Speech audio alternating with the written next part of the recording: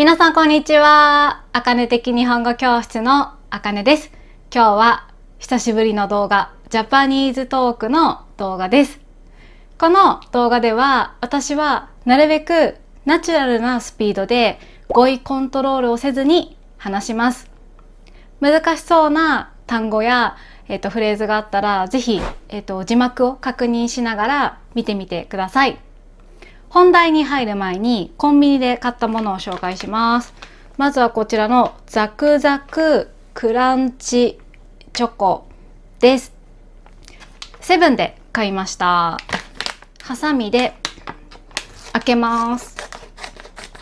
これ初めて買いました。どんな感じかな。写真の見た目と同じだと思います。こんな感じですね。はい。いただきます。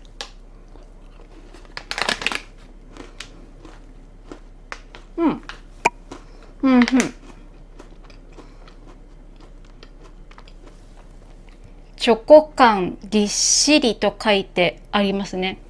ぎっしりっていうのはたくさん詰まってるような、たくさん入ってるようなイメージです。値段は後でここに書いておきます。あともう一つ買いました。これです。ゴンチャの黒糖ウーロンミルクティーです。ちょっと振った方がいいかな。開けます。飲みます。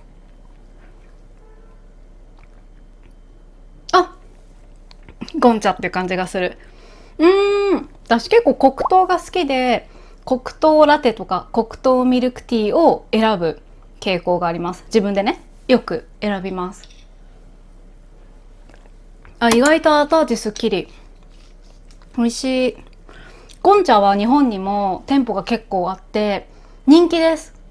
この前渋谷のゴンチャに行こうとしたら結構並んでて諦めました。美味しい。じゃあ今日のテーマですね。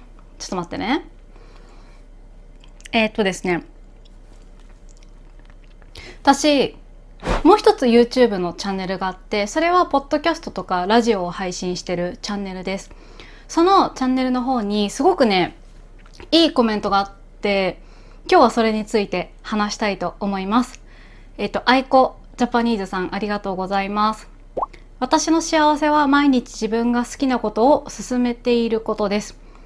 先生の幸せは何ですか？もしよかったら先生の幸せについてエピソードも聞きたいですということで、ありがとうございます。本当はもう一つの方のチャンネルで話そうと思ったんですけど、今日ちょうどこのあかね的日本語教室の方でジャパニーズトークを取ろうと思っていて、ずっと考えてたんですね。何について話そうかなって。で、たまたまこのコメントを思い出してスクショしてあったので、スクショはスクリーンショットのことです。で、ちょっとそれについて話したいと思います。そして皆さんの幸せについても聞きたいなって思っています。で、この動画は台本がないのでちょっと話すのが難しいかもしれないんですけど、話してみたいと思います。私は基本的に毎日幸せを感じるタイプです。じゃあどういった時に幸せを感じるのかっていうと、食べている時と寝る前に幸せだなぁと感じることが多いです。というか多分寝る前はいつも今日も生きててよかったって思うようにしていますもちろん嫌なこともありますし、本当に想像していなかった、もうずっと悩んでしまうような悲しいこととかも時々あります。やっぱり生きてればいろんなことがあるじゃないですか。前も話したことあると思うんだけど、皆さんもそうですよね。毎日がずっと幸せでずっと楽しいって多分ないと思うんですよ。いいこともあれば悪いことや悲しいことも必ずあると思います。そうなんだけど、でもなるべく寝る前によかった、生きてた今日もって今日も生きててよかったって思うようにしてて、で本当に私寝る前の瞬間がすごく好きなんですよ。あーやっと寝れるみたいな感じで、基本的に寝るのがすごく好きなので、逆に睡眠時間が短いと起きた時にすごく焦ります。あー今日全然眠れなかったなとか、睡眠時間いつもより少ないなとか思ってしまうタイプなので、やっぱりしっかり眠れるっていうのは私にとって幸せなことでもあり、すごく重要なことでもあります。で、さっきねちょっと睡眠について話すのもいいなと思ってちょっとだけ調べてたんだけど、日本人ってよく睡眠時間が短いって言われるんですね。で、調べてたらこれ AI による概要なんだけど、世界的に見て日本人の睡眠時間は短い傾向にあります。で、これは2021年の調査の結果なんですけど、33カ国中日本人の平均睡眠時間は7時間22分で最も短いとされているっていうデータがあります。結構8時間以上の国が多いですね。33カ国だけのデータだからね、もっと全部の世界中の国と比べたら違う結果になるかもしれないんですけど、でもとにかく33カ国中睡眠時間が一番短いっていう結果が出ていたそうです。でも7時間22分って長い方だと思う。これは私の周りの人の話なんですけど、6時間から7時間くらいの人が多いと思うんですよね、その睡眠時間で。私も理想は7時間半です。でも7時間は寝てるかな多分。でも時々6時間とかもっと短い時もあります。皆さん1日何時間寝てますか？なんかこれも前聞いたことあるんだけど、でもやっぱ7時間って言ったら短いですねっていうコメントが結構書かれたこともあったと思います。8時間とか眠れたら私は結構理想ですね。でもなんか睡眠時間も体質によって違いますよね。短くても十分だっていう人もいると思うし、もっと長く寝ないと一日活動できないっていう人もいると思うので、絶対に何時間って決まってるわけではないと思います。ただ私の理想は7時間半です。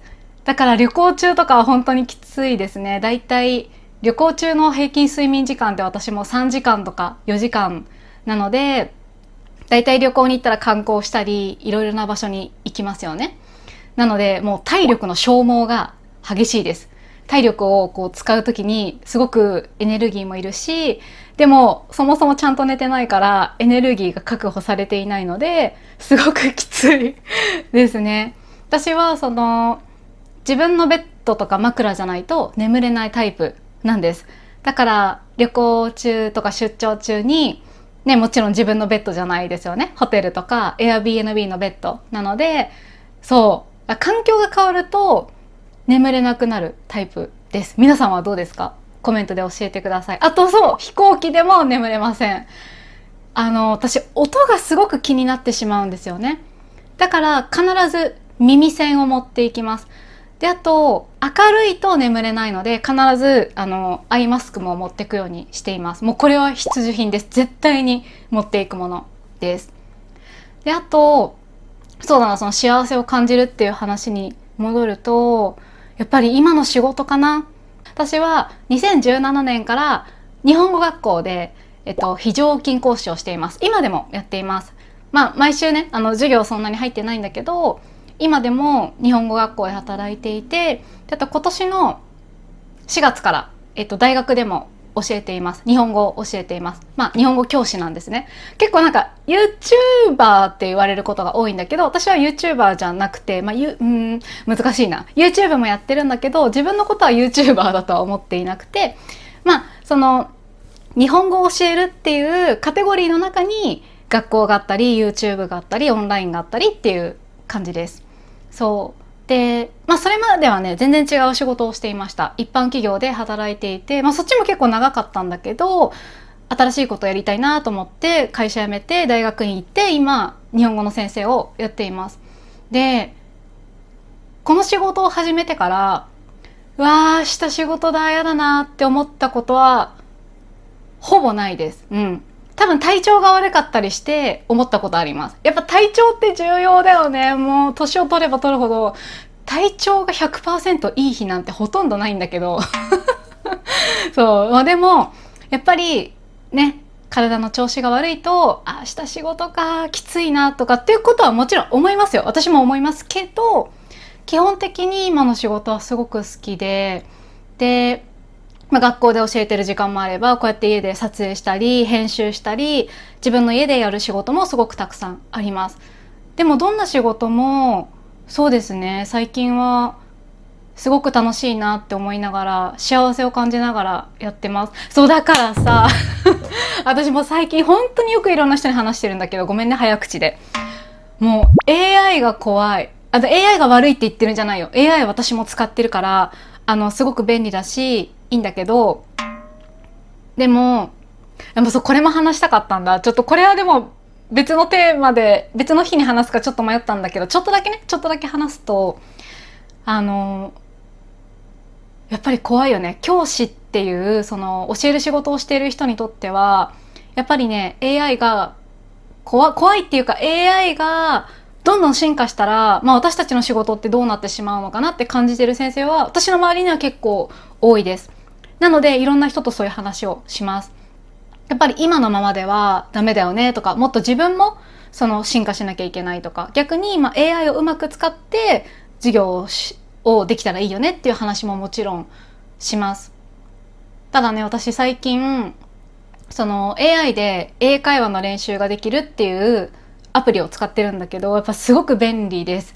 自分の好きな時にこう予約とかしないですぐに、じゃあ今ちょっと5分間だけ英会話やろうかなっていう時にすぐにできるっていうのが私にとっては便利すぎて、ちょっとびっくりしてます。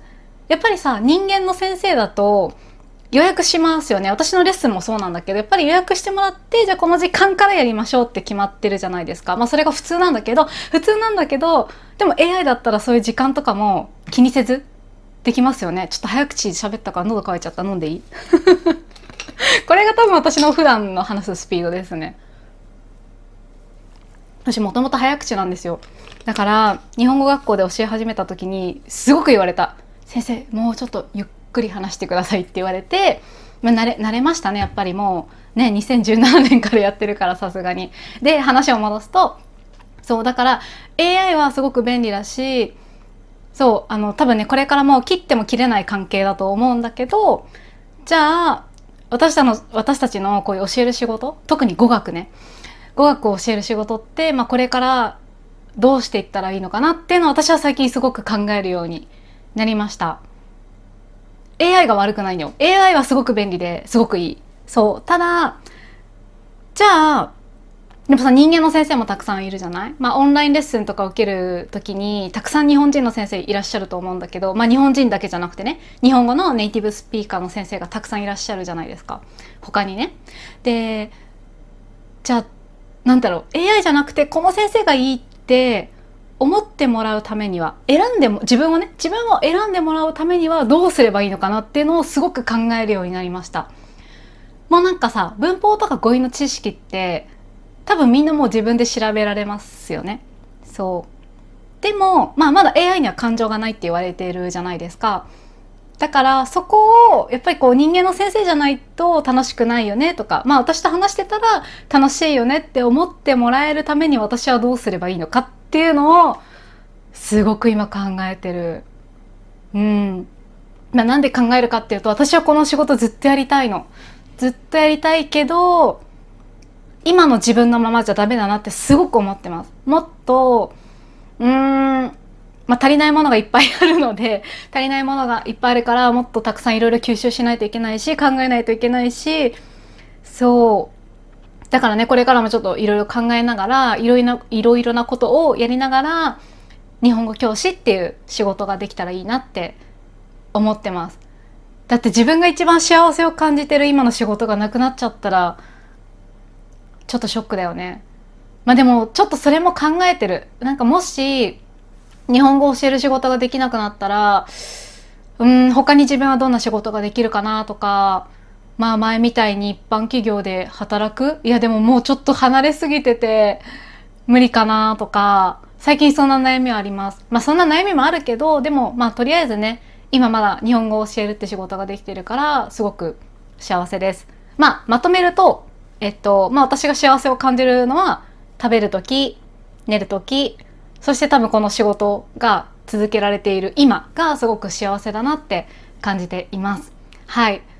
人のね、幸せの感じ方って本当にいろいろあると思います。なので皆さんが幸せを感じる瞬間もぜひコメントで教えてください。結構早口だったよね。大丈夫かな。お店の人が話す日本語の方が多分聞き取りやすいかもしれないね。今回の私の話し方よりね。そう、あと、でもやっぱり私は意識してますよ。スピードは今速かったかもしれないけど、やっぱちょっと語彙とかは考えちゃいますね。